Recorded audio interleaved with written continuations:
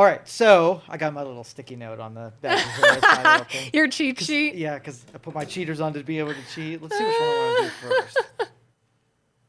Okay. All right, so let's just say you were having your house painted. Okay. Right? This is an actual real world example. So I'm specifically saying house paint. So somebody's going to paint your house. Okay. They come up to your house, and they see that you have a nice car, and the price that they're going to charge you goes up because you could pay more. You obviously have nice things, so your price is elevated. Do you think that's a fair practice? No. Okay. Should be the same price that everybody else gets. We should not. Base it off of what somebody has? Yes. Absolutely. Okay. Establish what fairness is, right? Okay. Now, do you think that billionaires should pay more taxes than everybody else? Oh, this took a controversial turn. It did. So a billionaire, yeah, right? They have a lot of yeah. money. They could afford to pay more taxes, but should they? So the reason I feel like that's a little more difficult to answer is in the example of the painter charging more because of the car in your driveway. Yes. To me, that is, how do they know that's not a rental? How do they know that wasn't left to you in a will? How do they know that's not their friends? How do you know that's actually their car? How do you know they actually have Okay, any so they money? look you up and they look to see what your property values are, and they know that you have more money and you could afford a Okay, bigger so payment. kind of like the taxes on income, we are talking that this is an actual, for sure, they know what you make. Yeah, they know what you Okay. make. It's a published thing. They're like, they can afford $5,000 or $6,000 more dollars for this paint job. They make a lot of money versus the person that's making $30,000 a year. Oh, God, I'll be honest, I am really split on this because my knee-jerk first reaction is, no, I don't think they should, how is that fair? Because they're successful, they're going to pay more. What happens when somebody is hard up and unable to pay a lot or pay their taxes, but then all of a sudden maybe they come into some money, maybe somebody leaves it to them. Maybe they get a really great job. Well, now all of a sudden we're going to hit you with more taxes when you're trying to get back on your feet. It's so situational. And I realize that that's kind of muddying the waters, but a part of me wants to be like, no, that's not fair. Why are they paying more simply because they're doing better? However, then I think if they can help by paying more, morally, ethically, should they? Well, what's interesting about it, the reason I phrased it the way I did is when you were the one that's being treated that way, it's easy to say that there's unfairness. But when Yes. you're making a decision that applies to someone who's not you, then you can dabble in a little unfairness to be able to have policy because you're not affected. Absolutely, right? yeah. Raise the price on that guy? Who cares? Yeah, absolutely. And I mean, I do like the way you started off because I think a lot of people have strong feelings about it either way. Until, if it's not happening to them, they're So like... what is fair share? That's what you hear, is that Yeah. people should pay their fair share. It's very subjective. So what is the fair share? So first of all, let's establish, are taxes necessary? Are they necessary? Are they necessary? Oh, I think so. All right. So are they, like you go to the grocery store and you buy a banana and you trade what you pay for something that you get, right? So a fair share is you use services and you should pay your fair share of those services. So if you use the roads more, you pay more. If you use infrastructure more, you use more social safety nets, you pay more. So that would be a direct cost to benefit relationship, right? Okay. Are taxes a charity where you do good things, but you use the resources of others against their will to do good things? Yeah. So ideally, you're saying like if somebody never left their house, they weren't using these roads, they weren't using these resources, should they pay far less than people that use it every day? Well, is it a service? If it's a government service, then the people who use it should pay more, right? And so a person that pays $1 million in taxes per year, are they going to get $1 million worth of services bestowed on them? Is it a good trade for them? Is that fair that they're not, versus someone who pays $30,000 in taxes? You could see they use the roads, they use the bridges, they use police, they use firefighters. They got a pretty good deal for what they paid and what they received. Well, and then, I mean, I feel like that even opens up a whole new window of like, how do you regulate that? How do you know? If somebody's like, I am in this particular tax bracket because I don't use the roads, I don't use these different benefits. Usage taxes. So you buy gasoline and it pays for the roads. You pay for medical services, you pay taxes on the medical services. You have a usage tax, and then people who don't use the service don't pay the taxes. So you don't have to sort of police like, oh my God, they did buy a car and start going somewhere every day, but they're not claiming that, so you don't know. I guess that's sort of how you would know then. Yeah, and so as a taxpayer, if you like fire and police, right, you know what that costs in your community, and you know what portion of you're being taxed on, and everybody gets taxed the same thing, regardless if they use it. So there's going to be service-based, and then there's going to be commodity-based. The community pays for the services that they use, fire, police, medical, all that kind of stuff. And then, so you don't pay, like, income taxes. The reason I disagree with income tax is because you throw it into a pot, and then you have no idea what it gets spent on. You really don't. It's just up to lying politicians to decide where that goes. Yeah. And if you think they're spending it well, you're out of your freaking mind. Oh, yeah. So it's got to be like, if you go to the grocery store, you almost have to have the consumers, what you would do as a consumer, what you would object to and what you're not. Are you getting a good value for what you're paying? And you can't exceed what value you're getting, because then it's charity, and government's not in the charity business. If you want to give to a charity that helps homeless people, then you can do that. It does not have to pass through a system that's really, really terrible at actually spending things. If government one day got really good at making like 1-for-1, where if you put it up there, then 100% of everything that gets spent on the charity, then fine. But they're like at a percentage of a percentage in actual usable stuff. They had a I think I was reading this morning, $26 billion went to a to take low-income families and connect them to the internet, right? So $26 billion. Guess how many people got connected with that $26 billion? Zero. So the average, you can't even give you what the average, what the average connection fee was. If the private sector did it, like, we would be all in arms. They spent $46 billion and connected no people. But it being that it's public, they can be as terrible as they want to be, and there's no repercussions for it. Yeah. So is there a downside? The whole, to doing it differently. Obviously, it's done the way it's done because people make money that way. Is there a downside? Downside to collecting taxes the way that you do? Yeah. Extreme waste. This extreme waste. There's no accountability. But I mean, to doing it like you were talking about with the service taxes and the fees and paying here's what would you happen. use and every agency that collects revenue is held accountable to the people who are paying the bill. Then you can say, if you're not doing a good job, I'm going to decide that I don't want to pay that taxes anymore. I want to go to the private sector and buy that service from somebody who will compete and try to give me a superior product. Yeah. They don't have to compete now. They can have shitty ass roads that you pay billions of dollars for, and what are you going to do? You have no controls. Oh my God, yeah. I feel like there's so many industries like that. Yeah, they got good deals. I want to go elsewhere, and you can. They got good deals. You can't complain and opt out of what you're paying them, because it gets pissed into that pool and then just disappears into the ether. And so they can be as reckless as they want to be. Now, this is going to be a real, like, unrealistic what if. But what if we took something like you said, police, fire, first responders, things like that. And let's say we just have a couple of years of like the safest years you've ever seen, where police, fire, EMS really not getting used that much. Do their salaries go down? Well, no. If the public is happy with obviously if it's low, the public's going to be like, that is the best investment that I've ever made. If I have a school system that's really highly educating kids, and when you put your report card in front of you and you're like, I paid $1,700 this year that went to education, and we got a top 5 school, they're going to be like, do it again. But you don't think someone will be like, well, listen, I never have a fire. I'm rarely involved in crime or accidents. Do I really need to throw a bunch of money towards that?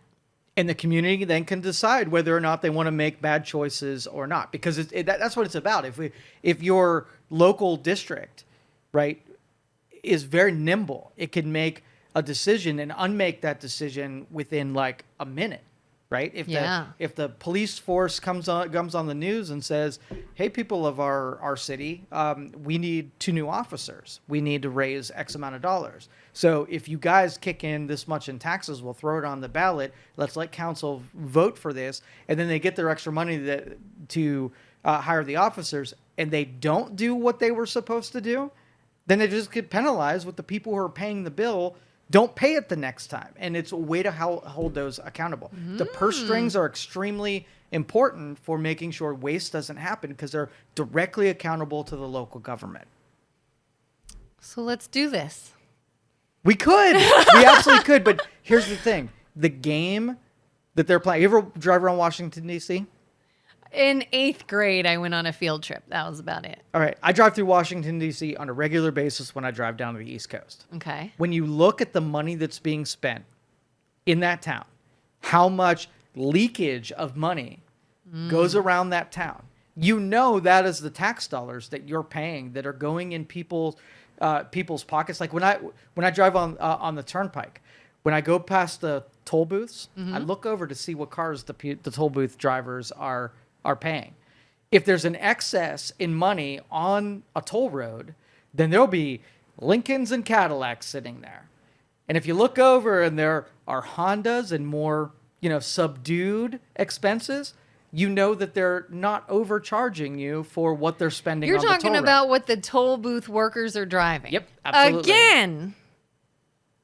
However, though, are they driving that because they're making a lot of money? Are they driving that because it was gifted to them? Are they driving that because they borrowed a friend's car that day? I feel like to say somebody can afford something based off of something they have. People are so quick to be like, look at that designer purse. Look at those nice shoes. They can afford this. Really, though? Are they knockoffs? Is it borrowed? Okay, was it so a gift? if you go to the parking lot and look at what they're driving, and then you go to the salaries that a state worker is working on a toll road, and you look at it and say, if I took that job that's paying $80,000 to go, pay your toll, here's your ticket.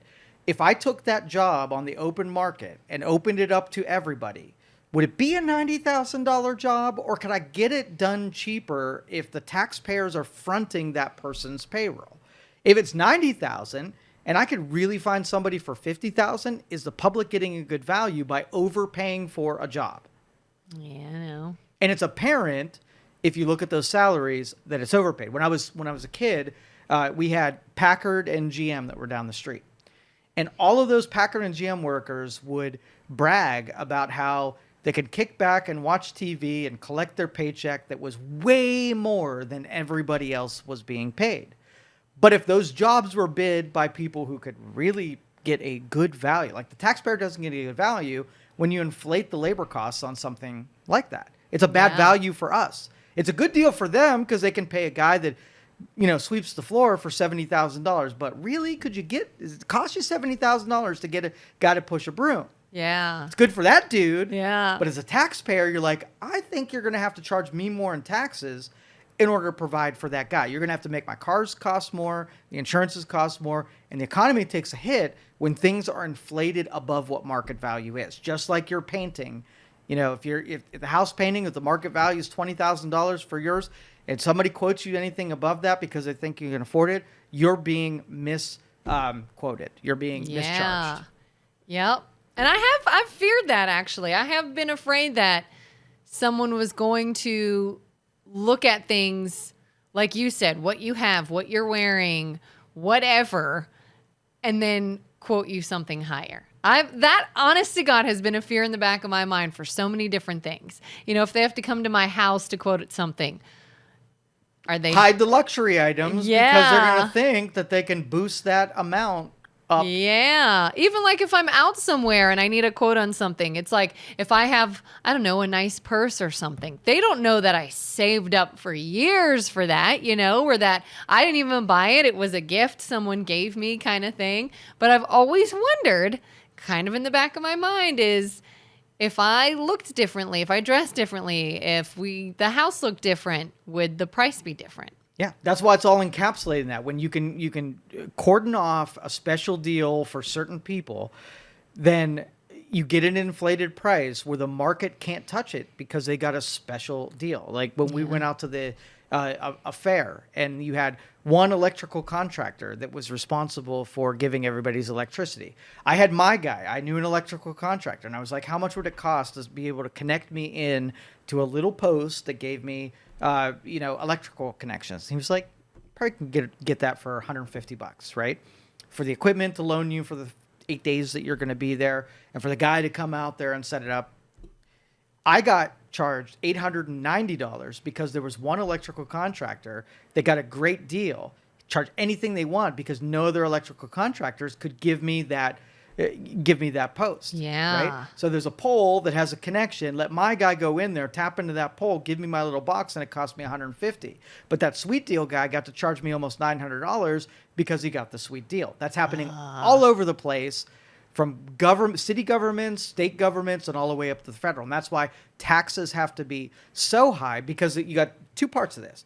You got the people that pay the bill, and you got people that render the service, right? The people that render the service, there's no accountability. They can piss it away, spend it on anything they want, and they're looking at you like, deficits, you need to pay more. And if you're at the grocery store, like, no, you need to compete harder, right, to come in with what I'm willing to pay.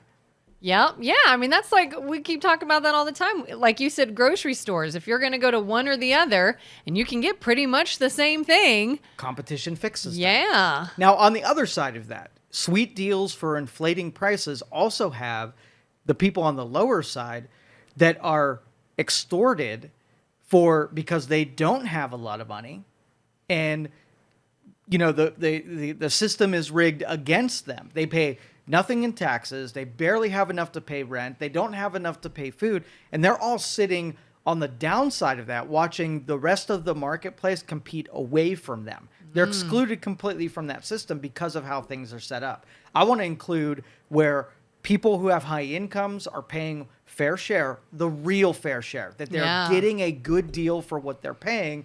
And then the lower side of things, if I want to be charitable, right? It'll change my heart if I'm able to go out to someone and help them directly than if I give the same amount of money to the government and they buy a new Mercedes. That doesn't help me, because 10 cents went to that person because of those terrible politicians. The greedy, stupid politicians are sucking up all the revenue, putting us in big debts, and not helping the people that they should be helping. Well, yeah, they got to pay the people that helped them get there first. There you go. Joe, let's start your campaign. Am I running? Let's get you Did running. I officially start running? Yes! All right. You ready for number 2? Because that was just number 1. Oh, God. But it's in the same vein. Okay. I connected these 3 ones. So I'm going to take my cheat sheet, put on my cheater glasses. Yep. Okay. Here's one. And it deals with taxes again. Okay. All right. So you decide to invite all of your family out to dinner. And you're like, there's 30 people that are going to show up at Red Lobster because the lob is killer for family dinners. But you're paying. The lob. Okay. You're paying, right? Okay. Now, you as the person that are paying, do you have any oversight in what people order? Or they could just order whatever they want. If they want to order the lobster, they never eat lobster before, but since it's on your dime, since it's on your dime, do you have any oversight? Say, instead of the lobster, let's order the chicken. Personally, if I am going to offer to pay, I feel like I need to be prepared to pay for whatever happens. Right. If you're going to offer that, now within reason, we're not like having. Oh no, not within reason. I'm saying when you make the offer, if you've got some greedy son of a bitch sitting there that says, not only am I going to order the food, I'm going to order in catering, $900 worth of chicken. I feel like if I'm sitting with that person, I'm not offering. I'm not paying for everybody because I know these two greedy idiots are going to just take it and run with it. To me, it's if you are offering, you open yourself up to that. So you do not feel like the person paying should be able to say, let's not get the $1,000 catering chicken so you can have leftovers for 2 weeks. Okay. If it is stated in the beginning, hey guys, I will pay if we can sort of keep everything blah, blah, blah. If that is open and that is out there on the table before anything starts, then yeah, I could, that person, if they already threw it out there and it was accepted that I'm picking up the bill as long as we keep it, whatever, then yeah, I think they could be like, what are you doing? If you order that, I'm not paying for that. Okay. So the second part of this is the same lever that I'm going to pull. So do you think people should be able to vote on things that don't have a repercussion for them? So a tax, for instance, if you're a tax on property taxes and you're a renter, should you be able to vote for things that, no consequence to you? Yes. You should be able to vote. I feel like I know where this is going, but I think so, yes. Tell me why. Defend it. Why I think you should be able to vote? I think you should because, number one, I know you say it doesn't really affect you, but who knows if it will eventually. It may not currently, but things change. Your situation may change. It may affect you down the road, and you would have needed to have voted for that earlier. So it may or may not. Number two, I think if someone is well-intentioned and they're trying to help other people and they want to do something to help, regardless if they benefit from it or not, they should have the option to do that. Well, I'm talking about like there would be a repercussion for you and somebody's going to come along that they have no repercussions. So you own property and this person doesn't own property. And they're like, I totally think there should be a 30% tax on any property owners because they're sitting back saying, I own property. That's not going to cost me anything. But you as a property owner are like, what the frig? Like, why did they get to decide that I get to pay $5,000 more on my property? Because it didn't affect them whatsoever. But here's the thing. To say they decided is, I feel like, kind of strong. They had a voice in the decision, but ultimately so did the property owners. They what had if there just were more as of much... them? What if there were 10% property owners and were 90% of people who didn't own property? So that item on the ballot that said 30% increase on you as a property owner, you were like, that's not fair that 90% of the people get to decide if I pay more money because all they did was extort me for my money. I mean, this is real life. This is what happens. And I don't know. These are hard questions. Could you put a limit as to how many non-property owners are able to vote? Well, we're talking like property taxes, but there are a ton of other things that don't affect other people. Yeah. But they get a vote to be able to say whether or not you should pay more when they don't have to pay any more whatsoever. So obviously they're going to vote for it because they are using you as their ticket to a benefit. And there are more of them that just get to like throw that at you and you've got no say. So if there are 15 billionaires out there and there are 1,000 people who are non-billionaires and you're like, we're going to do a 90% tax on billionaires. So the billionaires are like, no, 10 votes. Yeah. And they're like 920 people who are non-billionaires like, sure, throw that on there. Kind of like, hey, let's vote on a school levy or something that taxes our school, but you have no kids in the school system. Fair value, not getting anything in return for the money that you spent, non-competition. I still kind of feel like it depends on what it is. For example, someone that is living in a school system and they don't have kids there and they have the right to vote on what happens inside that school system. Those people then are fair game when there's a fundraiser for something, there's an event, they need help raising money for something.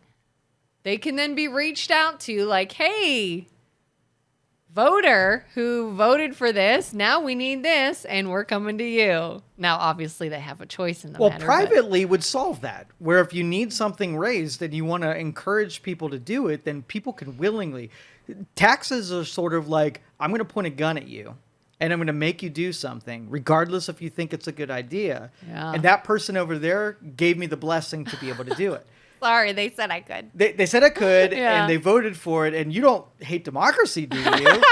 Right? And so pay out, bitch. Yeah. That's really what it comes down Yeah. to. And so the theme is whether or not something is fair in the market, where you can get a fair swap.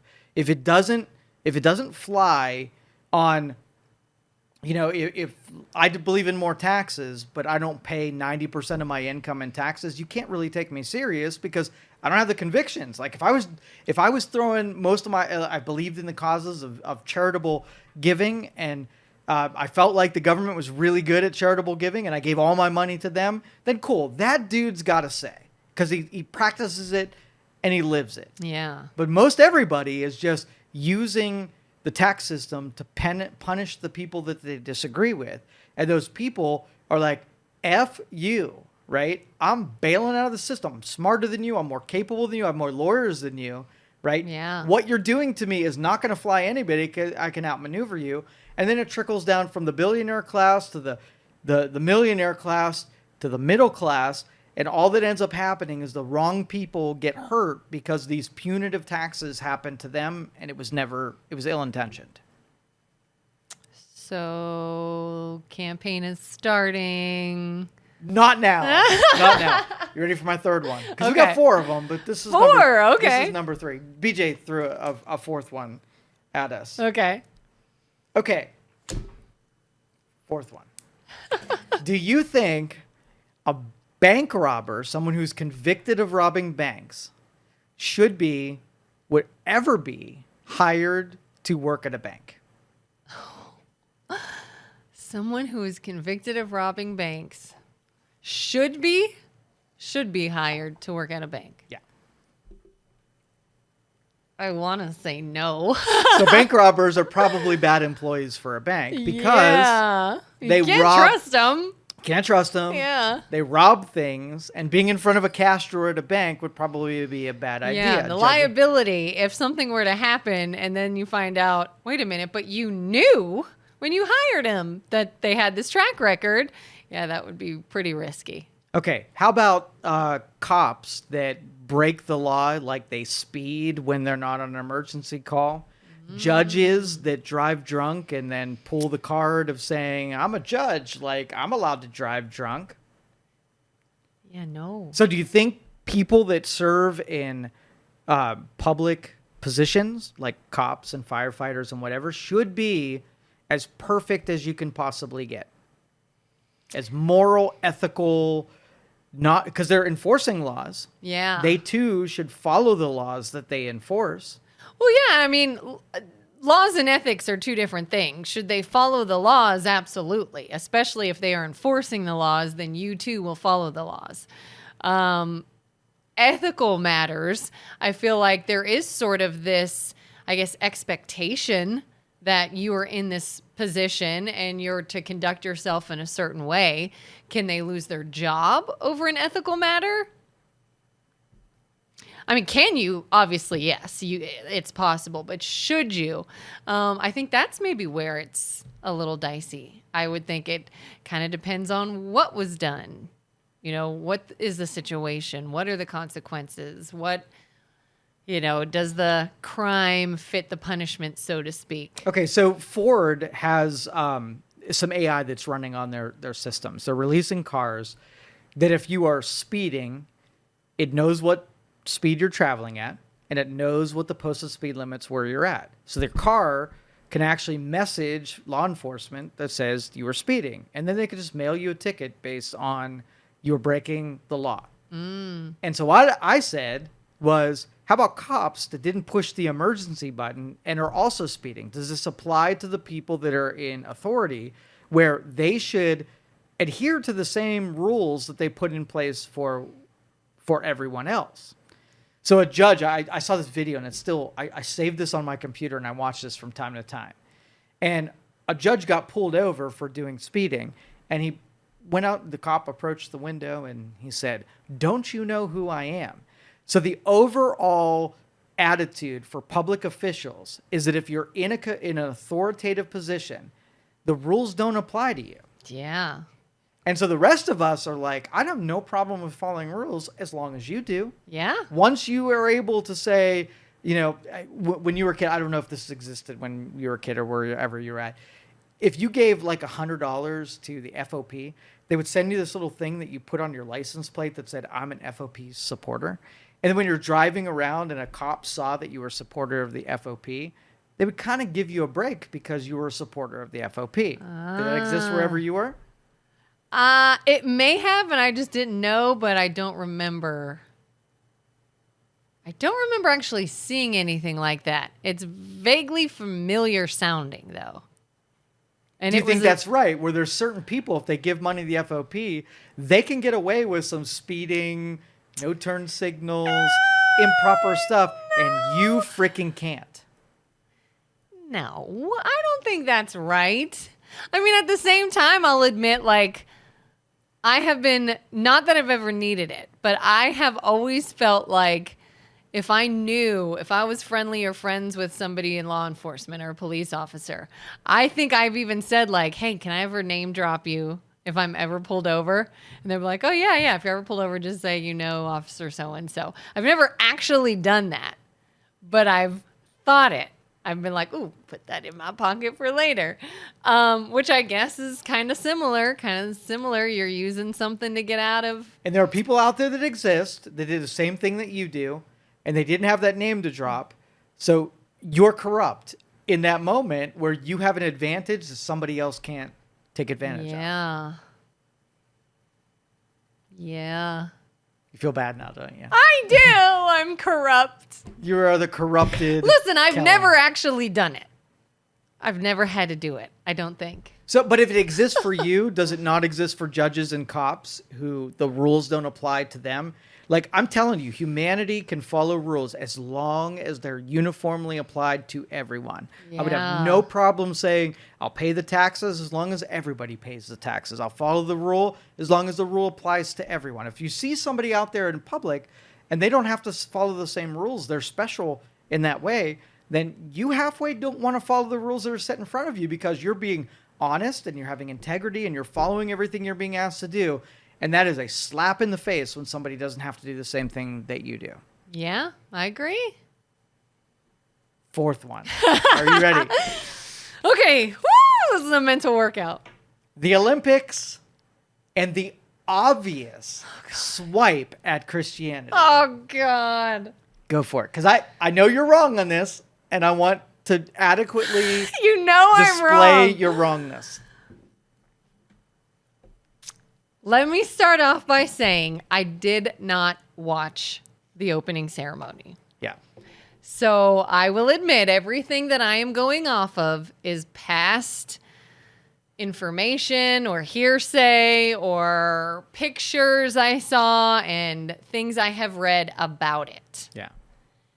Based off of that, I do not feel that there was an obvious swipe at Christianity.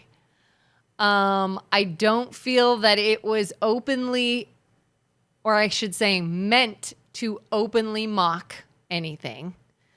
And honestly, I just didn't care enough to get that up in arms about it until other people got up in arms about it. And then I'm like, all right, this is dumb. I'm getting involved. Social media, keyboard warriors. So why do you feel that it wasn't mockery? Again, I didn't watch it. My take on it came from, I saw an interview, or I guess I should say I read an interview of the creator of the show, the guy who wrote it, created, put it on, whatever, who blatantly stated, The Last Supper was not my inspiration. I would never mock anything or purposely offend anyone. That was not my intention. It was this, and he sort of broke down what it meant and everything. And so I took that to be, Who do I believe? The creator, the guy who did it, the guy who put it on, and what he said it was, or social media people, or people that I know in the past have also gone off the deep end on stuff that they knew nothing about. And I took the educated decision, I guess, of those two groups and chose a side that way. So what the little squirrely guy, was it Columbo that used to like put on his logical cap? Oh yeah, like, where he's like, let me think here. Why is okay? that's So let's put Columbo. on our Columbo Okay. hat, right? Okay. And I think everything should be mocked. Everything. I think through humor and mockery, we are able to make nothing sacred. There's nothing that can be sacred. So let's mock everything. Okay? It allows you to take sort of like creative liberties to be able to take your objections to something and make mockery. Everything's open to it. So no matter how sensitive you think the issue is, I think everybody should be able to joke about it. People should be tear it down. So that is number one. Anything? Anything. Anything. Okay. You don't agree?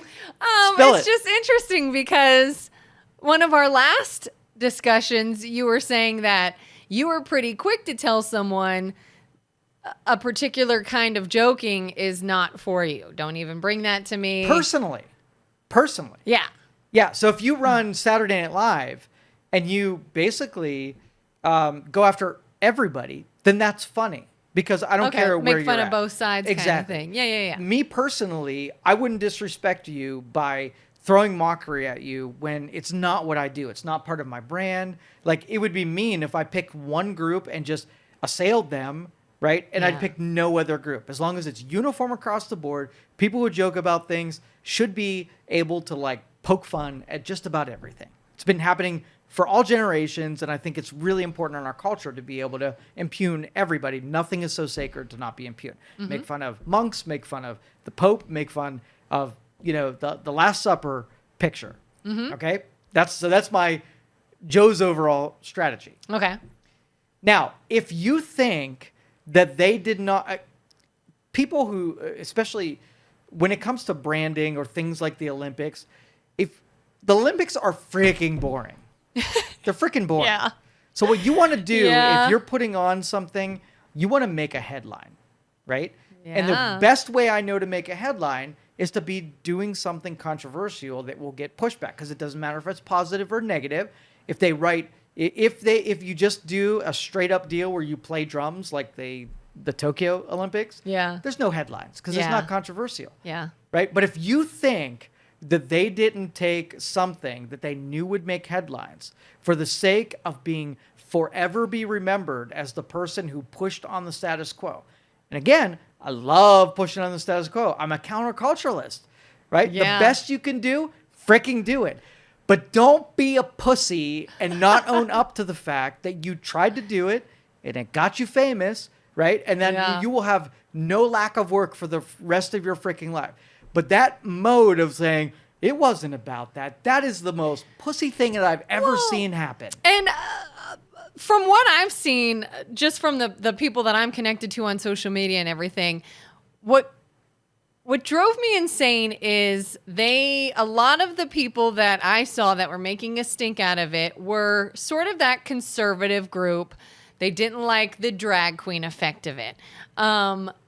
And the creator did say, he's like, look, where I am from, this is okay. We are free to love whoever we love. We are free to express ourselves artistically. And to us, this wasn't that big of a deal. So I do say, did they use drag queens? Yes, obviously. Was it, showy and flamboyant? Sure.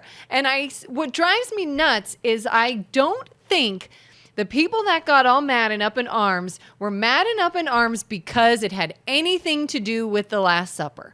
They were up in arms because it was drag queens, because it was people that were being flamboyant, and that, I think, irked them. That's the lever they pulled. They thumbed the eye. If they didn't know it was the Last Supper and they didn't put something controversial, it would have never made the headline. So if you don't think they did it on purpose, you're wrong. You're just got to be okay on the other side where the next group that comes in takes something that you're overly sensitive to. Yeah. And here's the thing. Like, the reason we don't use nuclear weapons is because we're afraid that whoever we use nuclear weapons against are going to use nuclear weapons against us. It's a ratcheting up. If you use 2, I'm going to use 4. And that usually throttles people down and says, you know, I'm going to be restrained on whose eye I thumb, right? Mm-hmm. So I'm hopeful that the next Olympics, a different group takes an overly sensitive topic and overtly puts something that's going to really piss them off so they make headlines. Yeah. And then everybody who's saying right now, no, it's Greek mythology and this is just what we do and it had nothing to do with this. I hope that they can stomach on the other side the nuclear fallout that they so, you know, vehemently made, you know, put into the neutral category, that they'll do that all the same to stay consistent on the other side. And yeah, my thing is the hypocrisy of it all is what eats me up. If someone is like, there was a lot of people that were like, well, I don't like the fact that they were talking about the Last Supper. But then you look on TV, and I saw examples from The Sopranos, The Simpsons. I've seen Last Supper portrayals with Donald Trump sitting in the middle. Like, you can't get mad that one group did something with this when you're okay with all these others. And that's why I say, don't act like you're mad that it had anything to do with Christianity or the Last Supper or any of your religious beliefs. Say what you're actually mad at.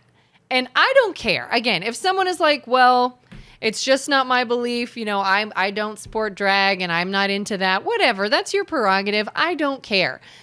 But don't get all high and mighty and up in arms acting like you're mad about something when we all know what you're actually mad about.